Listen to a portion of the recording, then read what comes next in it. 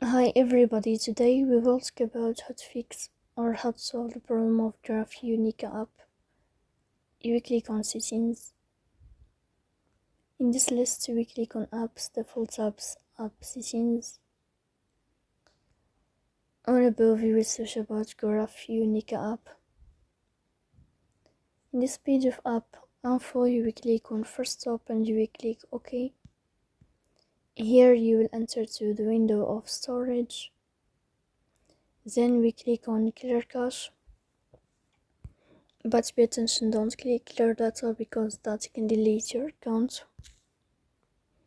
Here you will go to Play Store. You will search about the application of Graphionica app. If you find updates in this plus sign, then you can click to update your app. So please don't forget to support us by like and subscribe. See you next time.